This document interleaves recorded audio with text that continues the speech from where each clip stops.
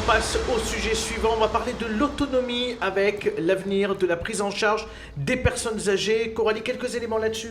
Oui, le vieillissement de la population est une réalité en France et encore plus dans le Gard. Selon les chiffres de l'INSEE, avant l'épidémie de Covid, notre département doit compter 10 000 personnes âgées supplémentaires à l'horizon 2030. Là aussi, c'est le rôle du département de les accompagner. On rappelle que la collectivité finance la construction de maisons de retraite, mais elle finance aussi les auxiliaires de vie qui interviennent à domicile. C'est la fameuse APA, allocation personnalisée d'autonomie, soit un budget de 38 millions d'euros par an. Allez, on va démarrer tout de suite avec Madame Mondé sur le sujet. Alors moi sur le sujet j'ai touché de près parce que à la ville de Beaucaire nous avons un service au CCAS qui est un service d'aide à domicile donc qui aide les personnes âgées. Nous avons 26-27 aides à domicile. Donc c'est vrai que la population vieillit, c'est vrai qu'il faut mettre des moyens de plus en plus importants. Et par contre, je pense qu'il y a beaucoup de villes qui ne l'ont pas. Je crois que sur le Gard, nous sommes que 2. Je crois que c'est Alès qui a un service.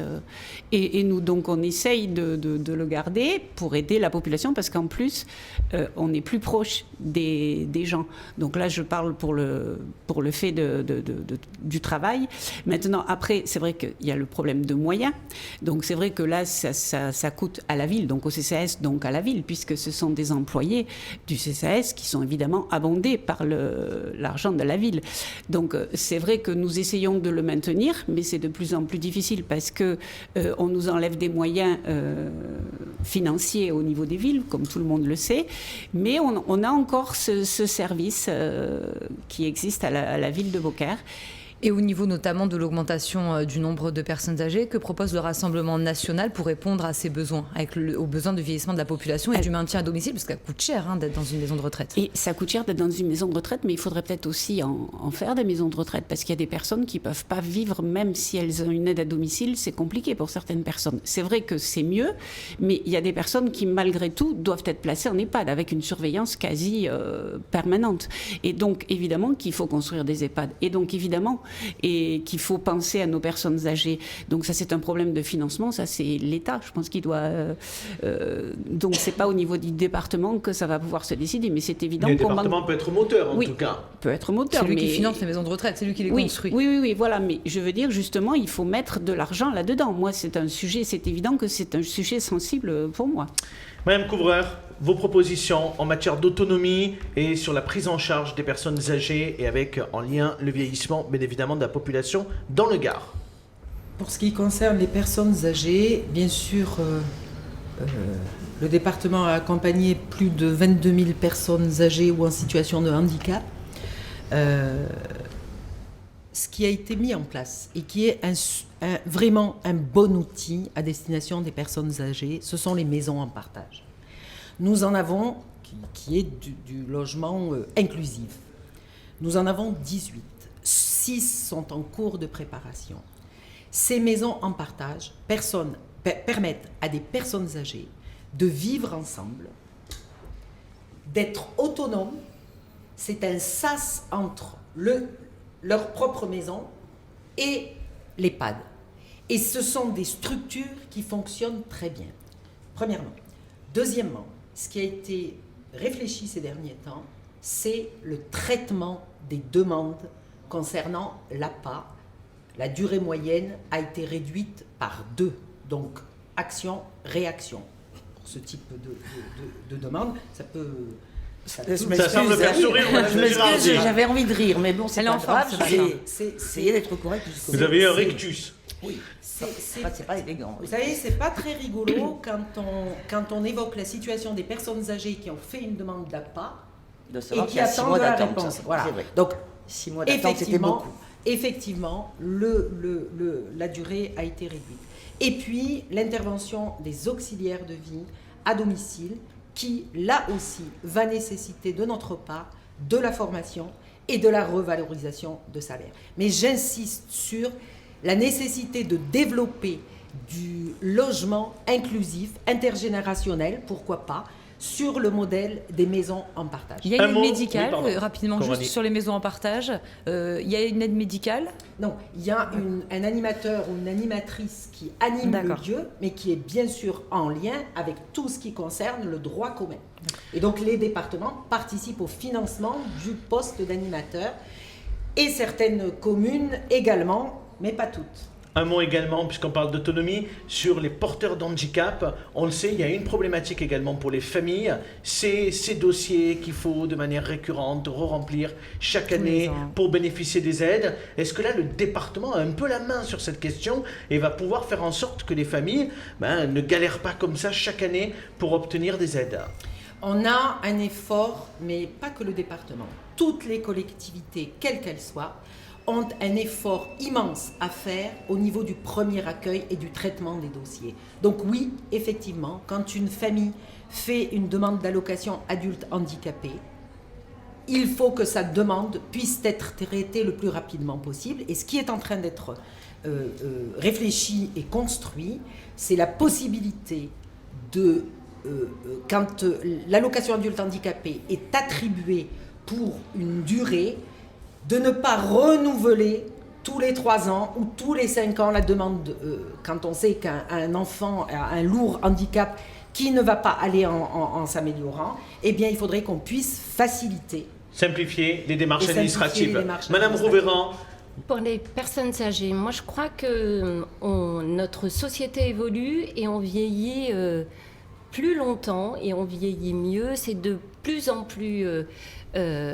courant de voir des gens de 90 ans qui sont en autonomie, et je crois, et je veux parler aussi des gens qu'il faut accompagner effectivement. Pour moi, le lien intergénérationnel est quelque chose d'essentiel. Quand j'étais étudiante, je vivais chez une personne âgée et je sais que ça m'a marqué, et pourtant j'avais une grand-mère, mais je lui ai apporté ce lien social et elle m'a apporté beaucoup de choses. Donc je crois aujourd'hui que les personnes âgées veulent rester de plus en plus chez elles, elles veulent être autonomes, et il faudrait peut-être penser à une consultation.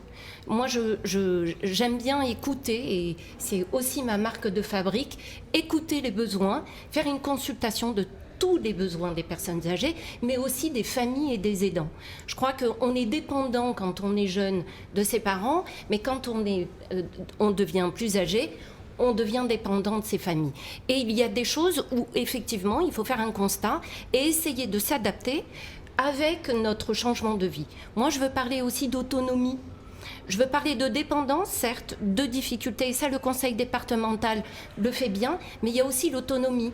Les seniors dans le tourisme, qu'est-ce qu'on pourrait faire sur la mobilité, sur effectivement le fait de pouvoir vivre plus longtemps et rester chez soi. Donc ça, c'est quelque chose d'important, cette consultation, pour essayer d'adapter les besoins aux familles et aux personnes et après âgées. cette consultation, de manière concrète, on peut mettre ça en place combien de temps après? Alors, vous savez, quand j'ai été élue, avant d'être élue, je suis désolée, je ne suis pas en poste. Mais quand j'ai été en poste, j'ai toujours trouvé des solutions, quoi qu'on en dise. Mais par contre, la solution, c'est pas quelque chose que vous posez comme ça. Oui, mais C'est vous avez un peu avec réfléchi l'écoute, dans le cadre de mais la bien campagne, évidemment, quand même. bien évidemment. Je vous le dis, moi, la première chose que je fais, si jamais je suis dans cette délégation, c'est que je fais une consultation avec les spécialistes, avec les médecins, avec les associations, avec les personnes âgées et les aidants. Pour trouver Je des pense solutions. qu'il faudrait aussi avoir une maison des personnes âgées pour que aussi ça puisse être un lieu de vie et un lieu de partage et un lieu où aussi on puisse trouver des informations. Madame Rouvéran, vous pourriez accepter une mission si demain la majorité restait à gauche? Est-ce que vous pourriez travailler avec cette majorité-là? Alors moi, vous savez, tout le rapport à l'être humain est quelque chose qui me touche. Et en fait, ça vient de mes tripes et c'est pas quelque chose de cérébral. Donc en fait, souvent, quand on est politique, on nous demande qu'est-ce que vous allez faire concrètement. Moi, je l'ai vu avant d'arriver à l'éducation, avant Je vous d'arriver demande à la simplement politique. si vous accepteriez de vie. travailler Mais avec la majorité bien, de gauche, moi- si vous confiez Alors oui, c'est ça la question. une Effectivement. mission, Moi, poste de vice-présidente. Je vous l'ai dit dans la première minute. Oui. Je travaille avec les intelligences avec ceux qui veulent construire. Nous avons très bien travaillé ensemble quand nous étions au contrat de ville. Notamment avec Nathalie Nury sur les collèges. Nathalie Nury, j'ai travaillé sur les collèges, j'ai travaillé avec un malcouvreur, mais de façon, avec nos compétences, et on a porté ensemble. Plus avec la majorité de gauche qu'avec Madame Mais de non, Gérardmer. j'ai eu un temps aussi où j'ai travaillé très bien dans la majorité aussi de droite. Je crois que c'est ma marque de fabrique, justement. Bon, C'est après, que pour je avoir peux ce travailler. potentiel poste, il va falloir gagner sur le canton de 2003 et donc battre Madame de Gérardmer. Mais vous savez, je vous l'ai dit, rien n'est écrit en politique et c'est pas une question d'héritage. Allez, pour terminer sur cette thématique, on donne la parole à Madame de Girardi, les propositions pour les personnes âgées et pour l'autonomie. Oui, alors un mot d'abord sur le travail ensemble, l'intelligence collective, évidemment. Une fois qu'on est élu, entre collectivités, on travaille ensemble. C'est une telle évidence, et même si on est dans des de sensibilités politiques différentes. Vous n'avez pas vraiment le sentiment ces dernières années avec Nîmes Métropole et la mairie de Nîmes quand même. On a quand même Soyons réussi à travailler. Ça a été très compliqué. Ça a été compliqué, mais par exemple, très au département, on a travaillé ensemble. On a fait partie des commissions, on a été très souvent d'accord sur beaucoup de sujets. Donc je crois que, si vous voulez, la seule chose qui est importante de rappeler, c'est que si nous avions été la majorité à la place de celle qui est aujourd'hui sortante, nous n'aurions pas fait les mêmes choses.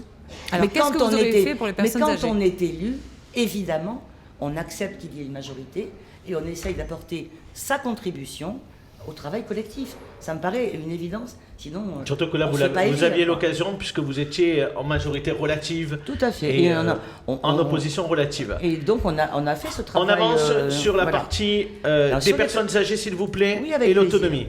Alors, sur les personnes âgées, je pense que ce qui est important, c'est d'arriver à retarder le plus longtemps possible la nécessité pour une personne de se loger dans un EHPAD, de s'institutionnaliser en quelque sorte. Parce que pour visiter régulièrement les EHPAD, je trouve ça me fend le cœur chaque fois. Et c'est vrai, c'est dur, voilà. Donc, tout ce qui peut favoriser le maintien à domicile, il faut le faire. Tout échelon intermédiaire, comme les maisons à partage, il faut le faire. Et ensuite, évidemment, il y a les EHPAD. Mais pour favoriser d'entrée de jeu le maintien à domicile, il faudrait déjà qu'on revalorise l'APA. On a des taux de paiement, si vous voulez, de l'heure d'aide à domicile qui sont parmi les plus bas de France. On est le 94e département sur 97 dans le baromètre du bien vieillir à domicile. C'est pas rien quand même. Ça veut dire quoi ? Ça veut dire que la personne âgée à qui on accorde un certain nombre d'heures, hypothèse de prise en charge, mais qu'on lui donne 13 €, quand ça va lui en coûter 25, le reste à charge est tellement important qu'elle ne peut pas bénéficier longtemps de cette mesure. Donc il faut vraiment revaloriser l'APA et la prestation d'aide à domicile. Et puis, du coup, ça permettrait peut-être, les choses pouvant se rejoindre, de créer de vrais emplois. Ça fait quelques mois que les uns et les autres pensons un peu plus que d'habitude à ce que nous pourrions proposer de différent.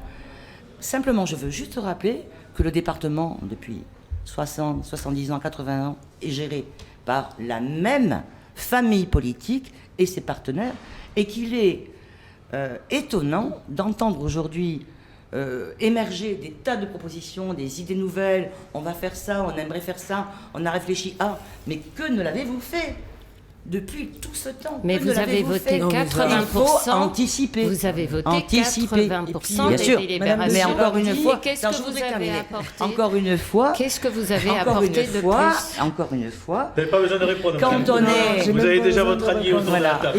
Et puis ce serait qu'est-ce que vous avez apporté? Vous étiez un groupe ça va, je peux influent. finir mon propos peut-être. Donc, encore une fois, ce que je regrette, c'est qu'on ait manqué d'anticipation. On le sait depuis longtemps qu'on a de plus en plus de personnes âgées.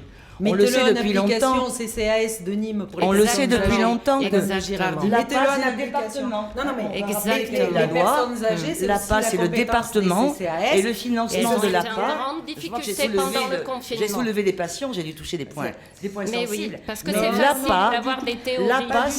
L'APA, c'est une préoccupation premièrement du département, qui est le chef de file des politiques de solidarité. Les personnes âgées, ce c'est n'est pas que la CCAS. FA. Les Les personnes âgées, c'est aussi la prise en charge des personnes Oui, bien âgées sûr. et Enfin, les j'ai dit ce que je CCAS. souhaitais dire. Elles ont Et les été en grande CCAS difficulté. ont en charge l'accompagnement des personnes âgées. Et la dernière crise sanitaire nous a bien prouvé Exactement. toutes les Je sais pas difficultés. comment parce vous avez que décompté le temps, là, parce que c'était un peu confus à un C'est moment le donné, mais- département, c'est le département qui a été au plus près des EHPAD et des personnes âgées pour la distribution Donc de un masques. manque Bien d'innovation isolé. sociale permanente, Bien isolé. malheureusement. Je voulais juste amener une précision, c'est que dans les EHPAD Madame Mandé. maintenant, la moyenne d'âge, c'est plus de 80 ans. Voilà. Alors qu'avant, c'était 70, 75. Donc ça suit l'évolution. Et c'est vrai que maintenant, quand ils arrivent, c'est qu'ils ne peuvent plus vraiment Rester du tout chez eux. rester chez eux. Donc ça, j'ai pu le constater puisque j'étais vice-présidente des hôpitaux Porte de Camargue. Et ça, c'est vraiment la moyenne d'âge. Et c'est vrai que ça fend le cœur quand on va les voir parce que c'est des gens Donc qui il ont faudra perdu trouver des toutes leurs solutions facultés. pour Ouais. On aurait dû, améliorer le on aurait dû maintien à changer domicile. les personnes de place en fait sur le plateau. Il hein. n'y a pas de problème. Oui, ça c'est sûr, c'est évident. Hein. C'est tout à fait évident. comme ça. Moi, je C'était me sens évident tout à fait au bien à ma dernier- place. Au Ceci dernier dit, moi, débat, et je là, ne ça l'est confonds pas encore. la droite républicaine, quand même, je ne confonds pas la droite républicaine avec l'extrême droite. Bon, on va voir si les Moi, routes je ne connais pas déchaînent les- autant les passions. Allez, quatrième C'est de et leur dernier domaine. thème de ce débat, les routes départementales, c'est une compétence phare du conseil départemental. Et Coralie, vous allez nous rappeler peut-être le rôle ? Oui, parce qu'il est important et le département gère 4500 km de routes, il les entretient, refait le revêtement, le marquage. Quand il y a des intempéries, des épisodes de neige ou des inondations, là aussi il intervient. Et puis le département, il peut construire de nouvelles routes. C'est le cas des projets, ou plutôt des Arlésiennes, Madame de Gérardi, sur le contournement nord de Nîmes, ou la déviation de l'Audin, Madame Mondé, sur votre canton. Alors au total, chaque année, le département dépense une 50aine de millions d'euros pour les routes. Et on va démarrer avec Madame Couvreur sur le sujet des routes. Alors- Qu'est-ce que vous pouvez nous en dire rapidement? Alors à la fois sur le rôle du département, mais quand même peut-être attachons-nous à parler surtout des contournements qui n'ont pas été faits depuis tant et tant d'années. Alors, sur les routes, il est bien évident que Jean-Luc Gibelin, que vous avez invité il n'y a pas longtemps, ou Martin Delors auraient été beaucoup plus à l'aise que moi. Je n'ai pas la prétention de représenter l'ensemble du département aujourd'hui. Pour ce qui concerne les routes, Coralie l'a dit, on est chargé de la construction, de l'entretien des routes et de la rénovation. Il y a eu un signal très fort qui a été donné, il n'y a pas très longtemps, par Carole Delga, par la présidente de région, pour qu'enfin ce contournement voit le jour. Le Ça sentait département- un peu les élections, ça, non Cette proposition. Non, je suis pas d'accord. Je suis pas d'accord parce que je pense que c'était une réelle préoccupation et du département et de la région et que c'est pas les élections qui ont fait que les gens se sont mis autour de la table et que l'État a décidé d'injecter je sais plus combien de millions d'euros pour ce contournement. Et puis après, évidemment, il y a un certain nombre de voies vertes qui ont été accompagnées. Alors, le vélo, et c'est pas Claude de Girardi qui va me contredire, c'est extrêmement important qu'on ait des voies vertes. Il faut qu'on fasse un travail sur la sécurité routière. Et il faut qu'on fasse un travail de prévention. Ça se fait à Vauvert, ça se fait à Marguerite. Il faut qu'on éduque nos gamins, parce que voilà, il faut qu'on éduque nos gamins impérativement à la sécurité routière. Parce que ce sont eux qui, demain, vont se mettre en danger ou mettre les autres en danger. Et il faut qu'on mette plus de moyens dans la sécurité routière et évidemment les voies vertes, les contournements nécessaires, le désenclavement. Mais voilà, moi, c'est pas ma spécialité, les routes. Voilà, Vous avez l'honnêteté de le dire. Madame bon, Rouvéran, je suis très à Madame l'aise avec Rouvéran, ça. sur cette Alors, thématique-là, moi, qui est une compétence phare du département. Oui, Coralie tout le à rappelait fait, tout à l'heure. hein. Tout à fait. Je crois qu'effectivement, il y a la sécurité qui est indispensable, l'état de nos routes, la circulation. Bon, moi, ma marque de fabrique, c'est d'écouter les gens et donc du coup de faire une consultation. Moi, je trouve qu'on devrait faire des assises. Ça nous rappelle un peu Ségolène Royal, il y a Ben, je suis quelques désolée, années, non je Qui l'ai voulait faire une appliqué. consultation un peu sur tout. Ben, ça, c'est des choses Ben, quand c'est même. Ben, bien. pourquoi pas? Oui, mais à un Je moment veux donné, il dire- faut trancher, il faut mais décider, bien il faut sûr, proposer. Mais alors attendez, décider. Faire de la proposer. politique, comme dit Coralie, c'est prévoir. Non, alors moi, je suis désolée, décider avant même d'écouter, eh ben, du coup, vous pouvez tomber complètement à côté. On le sait, le contournement ouest, c'est indispensable, ça va se faire. Et donc, du coup, les budgets de l'État sont là. Et donc, du coup, ça va se faire. Contournement nord. Contournement nord. Moi, aujourd'hui, je n'ai pas de réponse. On en parle depuis tellement longtemps, ceux qui étaient au pouvoir n'y sont pas arrivés, faisons le contournement ouest et après voyons pour le contournement nord. Après, c'est pas les mêmes personnes qui décident. Après, mais alors d'un côté, il y a l'État, il y a le département pour le contournement nord. Donc du coup, chacun va travailler de son côté sans travailler ensemble. Non, c'est pas ça, mais au niveau des financements, de la maîtrise d'ouvrage et de toute l'organisation, c'est tout ça, c'est un travail collectif, vous ne pouvez pas l'enlever. Oui. Donc, de deux. J'ai été interpellée sur le débat 80 km/h, 90 km/h. On trouve que c'est un peu accessoire, donc on ne va pas en faire tout un sujet. Voilà, mais c'est juste sur... Mais quand même, l'idée, c'est... Là, c'est est-ce qu'on a sauvé des vies, pas sauvé des vies? Est-ce que c'est important, pas important? C'est ça le vrai sujet. De deux, il y a les routes, il y a les ponts, il y a nos barrages. Tout ça aussi doit faire partie de la sécurisation qui doit avoir lieu. Maintenant, nous avons en face une spécialiste qui a été en charge sur la circulation. Moi, je me suis juste occupée de circulation quand je me suis occupée, et nous l'avons travaillé ensemble, sur la ligne T2.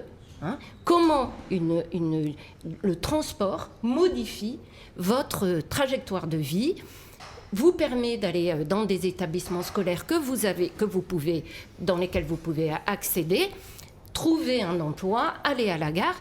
Le transport est quelque chose d'essentiel, en tout cas. Effectivement, même si ce n'est plus une compétence du département, c'est la région qui le gère aujourd'hui.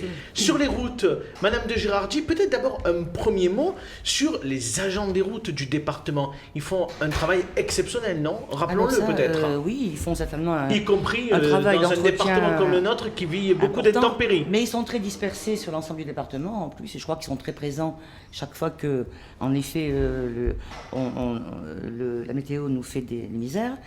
Je voulais quand même revenir au sujet des investissements routiers, parce que aujourd'hui, ce qui manque cruellement dans notre département, c'est des grandes infrastructures routières qui n'ont pas pu être programmées en leur temps. On le déplore tous. Sur le contournement nord, je crois que en effet, le dossier est ressurgi très récemment. Alors, Coralie a dit, ça sentait un peu les élections. Oui et non, il y a eu quand même des difficultés réelles. À trouver un consensus sur le tracé, notamment avec les militaires du camp des Garrigues. Mais c'est quand même vrai qu'on avait l'impression qu'il fallait se hâter lentement, parce que tout simplement on n'avait pas les sous. 85 millions d'euros le contournement nord. Par contre, le contournement ouest, il y a zéro, à part les 10 millions d'euros d'études que l'État a donné, il n'y a toujours pas un sou d'annoncé. Et là, c'est 120 millions d'euros ou 180, parce que peut-être que j'en oublie. Enfin, selon qu'on laisse faire ou pas à Vinci Autoroute, ou en tout cas aux autoroutes, un petit tronçon qui du coup ne serait plus à la charge de la collectivité et qui serait à péage. Mais c'est un peu technique, on ne va pas rentrer là-dedans. Donc le contournement nord, c'est une nécessité pour permettre aux Nîmois de respirer. Moi, je me présente sur le 3e canton. J'ai aussi conscience que je suis une élue départementale et je vote des projets qui vont au-delà de mon canton. Néanmoins, quand même, sur ce canton, qui compte par exemple tout le centre-ville, on est asphyxié par une circulation de transit qui n'a rien à faire dans la rue Général-Perrier. Parce que c'est ça qui se passe. Quand on veut aujourd'hui aller d'ouest en est, on prend la rue Général-Perrier. C'est un peu dramatique, excusez-moi, et je pense qu'il était plus que temps qu'on s'y mette. Voilà. Donc j'espère que le tour de table que Madame Laurent Périgot a très récemment annoncé, parce qu'effectivement, elle est allée voir la présidente de région qui a annoncé une inscription de ce projet dans le contrat de plan État-région. Ça, c'est une très bonne nouvelle pour les Nîmois. Bien sûr. Sauf que vous êtes en poste et que les choses n'ont pas évolué. C'est le département qui construit les départementales. Mais ça, je le sais. Je le sais. Parce que, voilà. Donc moi, pour la circulation nîmoise, je fais tout ce que je pense pouvoir faire. Je travaille beaucoup à ce qu'il y ait des alternatives au mode voiture. Je suis peut-être la seule élue en vélo depuis des années. Et je travaille beaucoup. Moi, je suis à pied. Et toi, tu es à pied, voilà. Mais donc, je travaille beaucoup à ce que la circulation automobile s'apaise dans les quartiers. Et puis, je pense que ça intéressera modérément les gens. Mais sur les infrastructures routières, ce que je trouve dommage aussi, au niveau de la voirie départementale, c'est qu'on n'est pas réalisé, ça s'est fait dans d'autres départements, sur les côtés, quand l'emprise de la voie est suffisante, des voies cyclables d'accès, parce que les voies vertes, c'est très bien. rapidement, parce que C'est la du ville vélo de Nîmes est loisir. marquée par des pénétrantes départementales, Voilà. et c'est notamment des discussions que vous avez eues avec le vice-président au Tout à transport fait. Martin Delors, Oui. et vous n'avez pas réussi à vous mettre d'accord Non, pour faire des parce voies que, cyclables sur les départementales voilà, on est en fait, qui si vous rentraient voulez, dans Nîmes. Quand on arrive par la route de Sauve, par la route d'Uzès, même par la route de Sommières, on est sur des départementales. La 106 c'est une nationale, Qui c'est sont un peu embouteillées, différent. d'ailleurs. Et donc, on souhaitait pouvoir travailler sur ces entrées de ville, parce qu'en fait, Nîmes supporte un trafic qui vient par définition d'ailleurs que de Nîmes, puisque ce sont des gens qui viennent dans Nîmes, zone d'emploi. Il va quand falloir même. trouver des solutions, Donc, notamment il va avec le falloir quartier de trouver des Védelin solutions qui va arriver. Et des aménagements de bas-côté, quand la largeur est suffisante, en voie cyclable, sur les routes elles-mêmes serait vraiment Vous une êtes très en très bonne poste idée. Madame depuis de des années, Girardi. Madame de C'est Girardi. le département qui fait ça. Mais vous êtes en poste depuis Non, des je années. ne suis pas vice-président au département. Allez, Madame Mandé, bien c'est même. à vous pour terminer sur cette Sur les thématique. routes. Alors justement, pour en revenir au rapport de la Cour des comptes, le réseau routier est en mauvais état dans le département. C'est pas moi qui le dis. Les routes nationales ou départementales? Le réseau routier, globalement, après, il y en a un peu de chaque côté. Moi, je sais que dans mon canton, pour avoir un rond-point, au niveau de la route de Combes, ça a pris 12-13 ans. C'était, il y a eu toujours des morts. Enfin, c'était vraiment quelque chose de...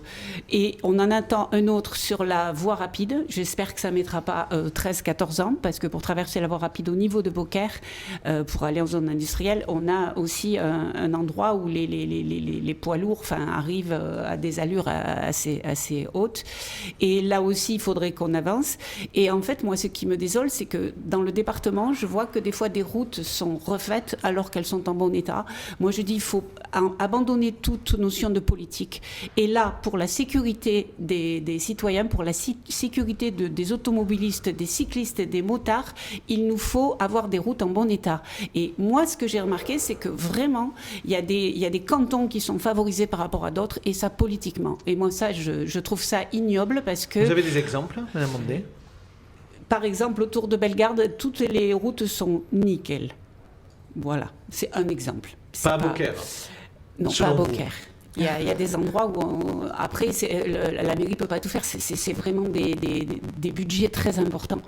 Et voilà, c'est ça mon problème. C'est très grave ce que vous dites, madame. Ce que vous dites, c'est que les agents du département, les ingénieurs, tous ceux qui réfléchissent, favorisent un canton par rapport à un autre. C'est très grave. Mais ça ne m'étonne pas. Oui, mais de toute façon, vu que vous appelez extrême droite et que là, on n'est déjà pas d'accord sur le Rassemblement national est un parti de droite, à droite de la droite, ok, mais le côté extrême Non, madame, me on gêne. me la fait pas. Bon, L'extrême droite, d'accord. c'est l'extrême droite. Bon, mais on ne pourra pas jamais être d'accord, donc c'est pas le problème. Non, madame, nous C'est n'avons pas le la problème. même vision du monde et nous n'avons Oui, pas la moi- même vision des valeurs républicaines que sont la liberté, l'égalité, la fraternité et la laïcité. Mais nous vous n'avons savez- pas les mêmes vous savez, visions madame, du moi- monde. moi- Mais par contre, ceux je qui peux vous pas en placer élisent, une. je suis prête à les Sachez, écouter. alors je voudrais vous répondre. Je vous en prie. Sachez que nous représentons quand même 42% des électeurs, donc c'est pas la peine de cracher sur eux, c'est C'est clair. pas sur eux que je crache, madame, D'accord. mais je ne crache sur personne. D'accord, ben ça me rassure. Les électeurs, je les Ça me respecte. rassure, et sachez que moi, je suis là pour défendre les personnes vulnérables. Et pour moi, les personnes vulnérables, ce ne sont pas des jeunes qui arrivent et qui sont en pleine santé. On a une richesse, la santé, la jeunesse. Voilà, avec ça, vous avez tout compris. Moi, les personnes qu'il faut soutenir, ce sont les personnes qui en ont besoin, et ce sont les personnes les plus vulnérables. Et c'est là où on n'est absolument pas d'accord. C'est pour ça que vous passez votre temps à parler d'insécurité et de fraude. C'est pour apaiser notre République. Allez, pour terminer le débat ce matin sur Objectif Gare, on va donner la parole une dernière fois à chaque candidate qui sont sur notre plateau. Ils ont 1 minute pour le mot de la fin.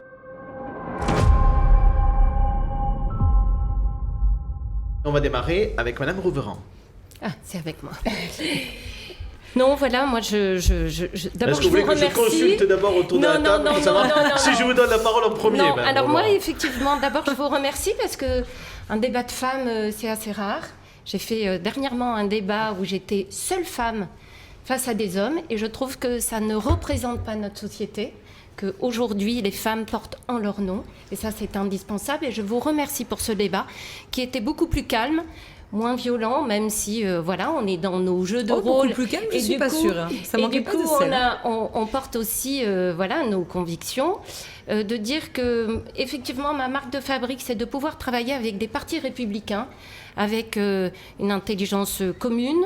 C'est effectivement de consulter. Je trouve qu'on ne consulte pas assez. Et je l'ai vu pour la rénovation urbaine. Quand les projets étaient déjà établis sans consultation, eh ben, on n'était pas dans la co-construction. Que je suis une femme qui a toujours trouvé des solutions. Écouter, trouver des solutions à l'éducation, trouver des solutions dans la formation et l'insertion, qui est mon métier. Et donc aujourd'hui, je me présente avec mon binôme et on veut montrer une autre alternative entre un parti communiste et une droite conservatrice. Madame de Girardi, c'est à vous pour le mot de la fin. Alors le mot de la fin, que vous dire? Déjà, j'aimerais dire aux électeurs qu'il faut vraiment aller voter. Alors, on le dit souvent et ça paraît finalement presque vide de sens, mais c'est important. Le département, c'est la vie quotidienne, c'est vrai, de la petite enfance aux personnes âgées. Donc ça compte, quoi. Il y a des décisions importantes à prendre qui engagent l'avenir. Donc déplaçons-nous tous pour aller voter le 20 et le 27 juin. Après, bon, je suis sortante sur mon canton et avec Laurent Burgoa, je crois qu'on a été présent, on a été efficace, on a été pragmatique, on a beaucoup écouté aussi, bien sûr, puisque on s'est fait le porte-parole des habitants qui se sont adressés à nous. Dans le mandat qui s'achève, on a pu travailler, en effet, avec cette majorité relative, là, ça a quand même été constructif sur certains aspects, mais il faudrait vraiment qu'on puisse faire jouer l'alternance au niveau du département. Nous sommes la seule formation politique qui peut assurer cette alternance réellement, avec un projet sérieux, parce que même si ça ne fait offense à personne, ça ne fait offense à personne de dire que quand on présente 2 binômes sur 23 cantons, pardon, on a peu de chance d'être chef de file et d'impulser une politique telle qu'on la voudrait. Voilà. Aujourd'hui, on peut travailler bien sûr avec les autres, mais on préférerait avoir ses propres orientations. Allez, politiques. merci Madame de C'est le Girardi. Le début mot de de la quelque fin pour Madame chose. Mondé, s'il vous Juste plaît. dire à Madame de Girardi que quand il a fallu voter avec l'appui du RN, vous n'avez pas voulu de nos voix, donc la présidence sûr. est Et restée encore une fois, on le refera. à gauche pour le département. Voilà, c'est tout. Oui, ce que, on préfère voilà. comme ça, Mais voyez. sinon, ce que Oui, le mot de la fin, Madame le mot de la Mondé. fin. Depuis 1945, la gauche est à la tête du département. C'est le 5e département le plus pauvre de France métropolitaine. Moi, je pense que c'est pas une fatalité, qu'il serait temps de changer justement à la tête du département et que j'appelle tous les électeurs à aller voter et de faire un choix responsable en leur âme et conscience. Et pour terminer, Madame Couvreur, le mot de la fin. Le combat pour l'injustice, le combat pour l'altérité, le combat pour que tous nos enfants et nos petits-enfants aient des chances pour évoluer, pour grandir, pour être bien, est le combat de ma vie, et le combat de mon binôme, et le combat de ce département. Nous continuerons à nous battre bec et ongle pour que vraiment nos enfants ne soient pas assignés à identité et qu'ils puissent continuer à vivre et à faire ensemble pour les valeurs républicaines que j'ai évoquées tout à l'heure. Merci beaucoup, mesdames, d'avoir été avec nous, d'avoir accepté le débat ce jeudi matin sur Objectif Gare. Merci, Coralie. Merci Abdel, merci à vous. Merci à tous de nous avoir suivis. On rappelle bien évidemment que le premier tour, c'est pour dimanche prochain et le deuxième tour aura lieu le dimanche 27 juin. On se retrouve sur Objectif Gare ce dimanche à partir de 19h30 pour une soirée électorale en direct. Soyez au rendez-vous. Bonne journée à tous et à dimanche.